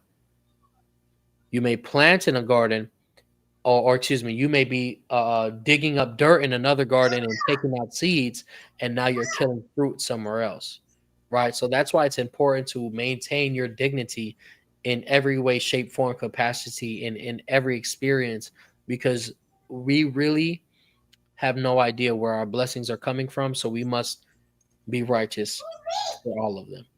Right. Let's continue verse 11. One yes, two no, though. Is everybody walking with us? One yes, two no. Verse And that's 11. and that's how I see it, like why the most I won't like let us know who's the 144, who's the 2/3, who's the 1/3, because it's like if I know, say if I knew I was the 1/3, now I'll be complacent. Now I'm doing so because I'm thinking I'm already good. Now I'm just being like I'm lacking. But then what about the time where what if I thought I was a 2/3 and then I like say the most I reveal I was a 2/3, right? Now I won't do nothing, but I could have been doing something because I don't know. It's always a probability or a possibility for everything, and then you don't know who you're talking to at the end of the day. You know, what if Uh, what if I was talking to Rob this whole time and he was closest, just like Abraham. You just never know. You just never know. These are examples that So Facts. it's just like you said. Everything's our lessons. Real quick, before we continue, Chapa Viscar shares with us the book of Luke, chapter 6, and verse 35. It reads, but love ye your enemies and do good and lend, hoping for nothing again. And your reward shall be great, and you shall be the children of the highest. Right? So this is Yahawashi now speaking to us and letting us know, maintain your dignity, maintain your righteousness in every single experience. And I like that precept because it's like because I was thinking that because it's like lend but don't expect nothing back. That's so a lot of times that's our problem. We give to expect something back, but we're not giving from the kindness of our heart. That's why the Most High gave to those people because they did it for the kindness of the heart. But what happened if you keep giving and you're not receiving because you're probably doing it for the wrong reasons? You're expecting something out of it, right? So lend and hoping nothing again, hoping for nothing. You see that from that person. Yeah. Right? Always expect something from God. I'm just saying. Exactly. Well, from the Most High God, because He's the one who gets everything. The latter end of this verse says, "For He is kind unto the unthankful and to the evil." Right. So let's continue back in Sirach the 20th chapter, reading in the Good News Translation, picking back up at verse 11. Verse 11: Honor can be followed by disgrace, but there are people who have risen from obscurity, from obscurity to places of honor. Right. So I ain't gonna lie, I find it hilarious because I be doing the same thing. We don't get this more simple word, but then you read obscurity absolutely perfectly. Yeah, because I'm like, cause that's an English word. Because like, is it where? Like, I'm trying to figure it out. Is it risen, rising? So. Oh, I see what you mean. Yeah. Con. So verse 11, the author says, honor can be followed by disgrace. So again, you can be on a good streak, you can be doing well, and eventually you'll fall, right? But there are people who have risen from obscurity to places of honor. So anything can happen at any time. This is another reason why it's important to maintain your righteousness, maintain your dignity, and stay on the straight and narrow. And also be prepared for whatever, because reading the Bible always says be prepared, because you just never know what's gonna happen, right? It could be sad, it could be happy, it could be mad, but that's the point. You have to be prepared, because when that time comes, what are you gonna do at that moment? Are you gonna fall, or are you gonna rise? Are you gonna just sit there and cry? Our problem is we like to complain, but we have to move forward and stop complaining and trust God. There's always a process. The thing is, he's building us up. He's gonna break you down to build you back up. Because one thing, like Mom always said, we took the Most High God out of our foundation, so we were building our own houses with our own hands. Now it's time to he's destroying that house that we built with our own hands, so he can be the foundation of that house, because that's how it's supposed to be. He's supposed to be the foundation of our house, but we didn't build it that way. So in order to break us down, This is us learning. This is all that trauma response. That's him building us up is what's removing that trauma response away from us. So not thinking about all this, because obscurity, that's what's building us up. That whole time, that's what we were learning from. But honor can be followed by disgrace. What happened if an honorable person falls to his knees? He has to learn to get back up, not just stay down there. It just man falls 7 times, but he's gonna always rise up. God. Another thing that I was gonna mention was damn it. Honor can be followed by disgrace, but there are people who anything could happen at any time. Maintain your righteousness. I can't think of it. I'll remember it maybe next time. Read it again though, Bible Shop, if you can. Ecclesiasticus chapter 20, verse 11. Honor can be followed by disgrace, but there are people who have risen from obscurity to places of honor. Sometimes what seems like a real bargain can turn out to be a very expensive mistake. Sometimes what seems like a real bargain, meaning you think you really got over on somebody, you really think you came out on the dubski, it can turn out to be a very expensive mistake. This ain't just dealing with money. It's dealing with personality. It's dealing with how you treat people. You may think you got over on somebody, right? But it's going to come back to bite you in the rear end, right? Verse 13. Verse 13. When a person with good judgment speaks, he wins friends. Mm-hmm. A stupid person, though, can shower compliments on everybody, and it won't help him a bit. If such a person gives you something, it won't do any good. It won't be as valuable as he think it is. And this is talking about the stupid person, by the way. Go ahead.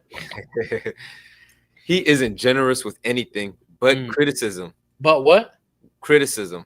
That's all he's generous with, read. Which he will shout for all the world to hear. If he lends you something today, he'll want it back tomorrow. Ooh, go ahead. Don't you hate people like that? Don't you what? Don't you hate people like that? Don't you hate people like that? Can you imagine that this was, I would argue, at least 1,000, a millennium and a half ago. Yeah, definitely. Because this was before Yahawanathan. This is over 2,000 years ago that this person was writing this. And it has the same sentiments that we go through today. The book of Sirach, let me tell you something. Ever since I've came into the truth, right, going on about 8 years, you have to read the book of Sirach multiple times throughout the year. You have to. This is why I started here, because we got to read this book. And we're going to go over it in the KJV too. So I really encourage y'all to be taking notes, man. I really, really, really, really, really encourage y'all to be taking notes and highlighting these verses. Put G&T next to it if it's worded a little bit differently in the KJV. You know what I'm saying? And really play with this thing, because notice, really take this thing seriously, because notice it says, if he lends you something today, he'll want it back tomorrow. Don't you hate people like that? Like, it just appeals to you right there. Don't you just hate people like that? And this is all referring to the stupid person who thinks they can shower compliments on everybody and it ain't getting them anywhere. Attempting to do what people call today schmoozing. It's worthless. Right? Go verse 16. Verse 16. Then that fool would say, nobody likes me. Now he's complaining. Nobody likes me. Gay. Sorry. Go ahead. Nobody likes me. Nobody appreciates what I do for them. Now he's being soft because he was trying to do things and please everybody, be a person pleaser, right? Now it's like, oh, it didn't get me anywhere. Doing it for the wrong reasons. Go ahead. They'll take what I give them, but then they'll talk behind my back. Mm-hmm. And he's right. He's a constant joke to everyone. You see that? Now he's a constant joke to everyone, right? And he's right. Because the reason he was doing it, I want to be liked by everybody. Let me give everybody everything. Let me compliment everybody. And now nobody likes him, right? Well, he's right. Because you're doing it for the wrong reason and you're a joke. Right? Go ahead. Verse 18. Verse 18. A slip of the tongue is worse than a slip on the pavement. The wicked will go to ruin just as suddenly as a person slips and falls. Notice that, right? So it's worse to slip in your speech than it is to slip and actually hurt yourself. This lets you know how important the words you speak are. Proverbs emphasize it to the greatest ability, letting you know that in tongue is life and death. Yahawanathan tells us that every idle word will be brought into judgment. Here, the author of Sirach illustrates it, right? Gives you something to visualize. A slip of the tongue is worse than slipping on the pavement. You ever stubbed your toe? You ever actually slipped and fell, bumped your head, hit your knee? Guess what? Slipping in your tongue is worse than any of those things. Go ahead. Verse 19. Verse 19. An impolite person is like one of those off-color stories that ignorant people are always telling. Don't nobody like them. Right? Verse 20. That's funny. Verse 20. Nobody takes a proverb seriously when some fool quotes it at the wrong time. Mm-hmm. Remember that time when you and Ahmataza was playing around throwing verses? Like, I don't know. You remember what I'm talking about? We was at an Airbnb. You were just saying random verses. I think so. It was down here in Miami, right? Yeah, it was just like that at the remember. wrong time. It's like verses at the wrong time. God, I remember. Yeah. Verse 21. If a person is too poor to afford sin, he can rest without a guilty conscience. Wow. Hold on. Imagine that. Buying sin. If a person is too poor to afford sin, he can rest without a guilty conscience. Right? This is, of course, going into the fact that because rich people, they can buy whatever they want. So they'll buy their way into things. They'll have indulgences that others have the inability to have simply because of money. Of course, similar to, what was going on Epstein and with Diddy. These people have so much money. They don't know what to do with it. And so they, different demons hop on them and they have different indulgences. Yeah. Right? Verse 22. Verse 22. If you can lose all your self-respect by being reluctant to speak up in the presence of stupidity, if you promise. Notice self-respect is mentioned again in the book of Sirach. It says you can lose all your self-respect by being reluctant to speak up in the presence of stupidity. So now, if you hold back, right, from correcting your brother or sister from making themselves a fool, you have now lost your self-respect. Why? Let's ask that question. Because you have not loved your neighbor as yourself. That's why that law goes, loving your neighbor as yourself, and then also, what is it? Standing idly by, right? What's that in Leviticus 19? Sheesh, I don't remember. Oh my gosh. Man. Leviticus 19 and 16, it says, do not stand idly by when your neighbor's life is threatened. When your neighbor, your brother, your sister is acting stupid and acting like a fool and you do nothing like it, you do nothing about it, this is the same thing. You're standing idly by while their life is being threatened. You're making them, you're allowing them to do things that causes people to question their character or even bring their character to a low standard, right? And it then takes away from your own self-respect. So self-respect, as we know, is a result of living in alignment with one's core values and beliefs, which would be the law, statutes, and commandments. So now, because we're standing idly by while our brother and sister is acting a fool, we're not loving our neighbor as ourselves, it's causing our self-respect to be depleted. Yeah, right? It's as if because you're your brother's keeper or your sister's keeper. We got to keep each other. That's the reason why we're here, because we're not keeping each other in check. We're just allowing everybody to do whatever. Just like Rob always tell people and when we're in camp, you say it's like how you love your brother, but you're allowing them to smoke or right.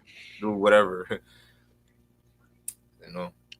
So 1 yes 2 knows everybody walking with us. 1 yes 2 knows everybody walking with us. Real quick, we got some scriptures from Brother Tribe of Issachar.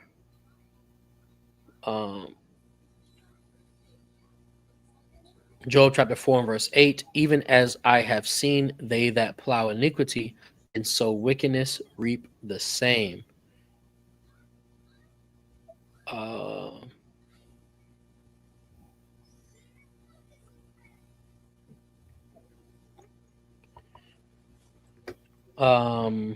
Then he also posted in Matthew chapter 5, verse 37. Let your communication be yea, yea, nay, nay, for whatsoever is more than these cometh of evil.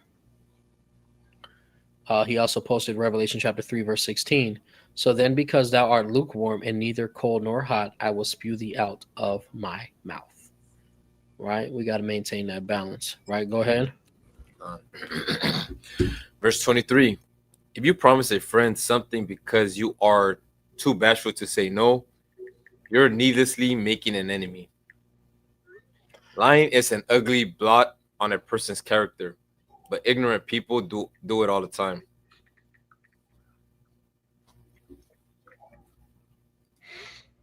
Jesus Christ, these ads. Read from 23 again, please. Yeah. Verse 23. If you promise a friend something because you are too bashful to say no, you're needlessly making an enemy. Now you're causing a problem, right? Proverbs 6 tells us, let me make sure I'm quoting it properly. Let's just go read it now at this point. Proverbs 6 tells us, right? Verse 1 through 3, go ahead. Notice the title is Lessons for Daily Life, right? Go ahead. Proverbs chapter 6, verse 1. My child, if you have put up security for a friend's debt or agreed to promise somebody you would do something for them, read. Or agreed to guarantee the debt of a stranger, if you have trapped yourself by your agreement and are caught by your agreement, in the KJV, it says trapped yourself by your own words, read.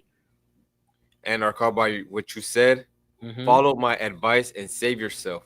For you have placed yourself at your friend's mercy. Now swallow your pride and go beg to have your name erased. Don't put it off. Do it now. Don't rest until you do. Save yourself like a gazelle escaping from a hunter. A gazelle escaping from a hunter. Sirach says you made a needless enemy because you should not have done something that you knew you could. You should not have promised to do something that you know you shouldn't have done, that you knew you couldn't get done. And notice it says because you're too bashful, right? Let's look up the word bashful right quick. It says reluctant to draw attention to oneself. You're being shy. Oh, yeah, I'll do it. It's okay. Right? Because basically you have no backbone. Right? It's okay to say no sometimes, guys. If you can't do it, just say no. Yahawanathan says, let your yea be yea and your nay be nay. Anything more of that is evil. If you can do something, say yes and make sure you can get it done. If you can't do something, say no. All right. Otherwise, you're going to be needlessly making an enemy. And it sounds like you're lying too. You are lying because if you knew you couldn't do it and you said you could, why say it? You know. Which is going to bring us to verse 24. Verse 24. Lying is an ugly blot on a person's character. What? Lying is an ugly blot on a person's character. But ignorant people do it all the time. But what? But ignorant people do it all the time. You see that ignorant people, they do it all the time. It doesn't matter to them, right? But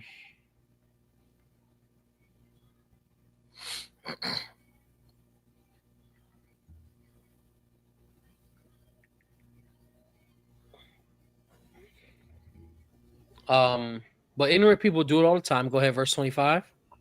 Verse 25. A thief is better than a habitual liar. See that? So now the author of Sirach is also saying someone who steals is better than someone who just continuously lies all the time. Right? Go ahead. But both are headed for ruin. A liar has no honor. He lives in constant disgrace. Keep going. Verse 27. Speak wisely and you will get ahead in the world. Influential people appreciate good sense. They will excuse your errors if they like you. So cultivate the soil and reap the harvest. Gifts and bribes make even the wise blind to the truth and prevent them from being honest in their criticism. Wisdom that is not expressed is like a treasure that has been hidden. Both are useless. But a person who covers up his foolishness is better than the one who keeps his wisdom to himself. All right. So real quick, it says, "Speak wisely, and you will get ahead in the world." Right. Slocky.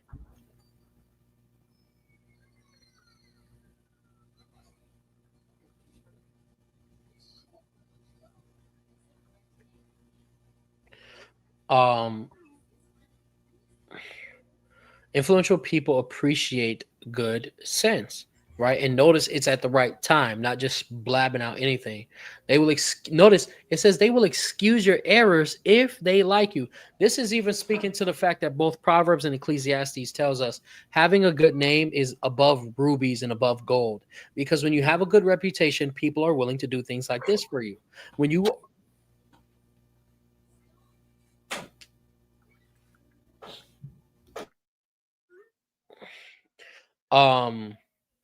people are willing to do things like this for you, right? When you maintain um your integrity and righteousness, right? It says, so cultivate the soil and reap the harvest. Notice how it always goes back to um sowing and reaping, right? It always goes back to agriculture. It always goes back to these different things, right? Verse 29, gifts and bribes make even the wise blind to the truth, right? What does Ecclesiastes 7 say? A gift destroyeth the heart and prevent them from being honest in their criticism. A lot of people, they want to pay to get ahead, right? But that's going to disturb the truth. Verse 30, wisdom that is not expressed is like a treasure being hid, but a person who covers up his foolishness is better than one who keeps his wisdom to himself. So it's better to spread wisdom, right, than it is to, excuse me, but a person who covers up his foolishness, so someone who is covering up their sin or the things they've done wrong, is better than one who keeps his wisdom to himself. So it's better for you to share the wisdom that you have and make sure that you're sharing it at the right time. Of course, you don't want to be covering up sin or the things that you've done wrong. It's just demonstrating how one is above the other and how valuable wisdom is, right? That's what he's illustrating here. So 1 yes 2 knows everybody walking with us. Is everybody walking with us? I don't think there was any missing verses. I saw verse 14, if I'm not mistaken. Let me see. Yeah, verse 14 is there. Okay. 1 yes 2 knows everybody walking with us. All right. Chaviskar shares with us Matthew chapter 7, verse 18. A good tree cannot bring forth evil fruit, neither can a corrupt tree bring forth good fruit. That's a fact. Right. Trabaviskar also shares with us Proverbs chapter 11 and verse 1. A false balance is abomination to the Lord, but a just weight is his delight. All praises, honor, and glory to Yahawanathan the water to everybody who has joined us today on this wonderful Shabbat class. Make sure you tap in with us for coffee hours in the next 3 hours. May it be the will of the Most High God. If you're watching this on a replay, please remember to hit the like button and share the video. Share the video, hit the like button if you just now joined us. Remember to hit the like button, join the share the video, etc. Right? Stay tapped in with us. Make sure you join the Discord. Shout out to everybody again who joined us in prayer on the Discord. It was a wonderful time. If you are missing from the Discord, please hit the link and join us as soon as possible. If until next time, again, make sure you guys are remembering to pray for our people, pray for our land, pray for our land, and pray for our people. Make sure we are praying for physical, mental, spiritual, emotional, agricultural, financial health with stability. Of course, doing so by Shimi Awashai. We look forward to seeing you guys later.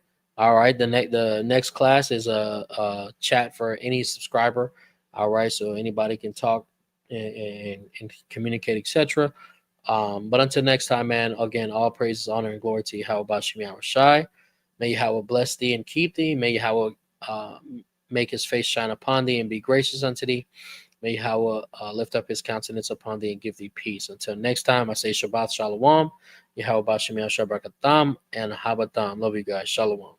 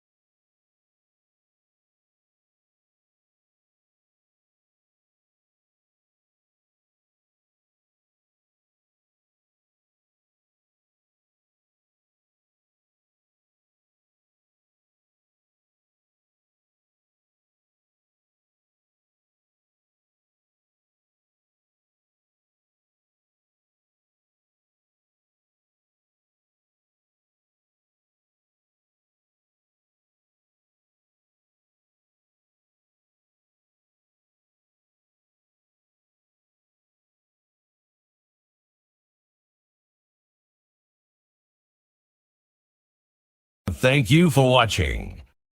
Like, share, and subscribe now. All praises to the Most High.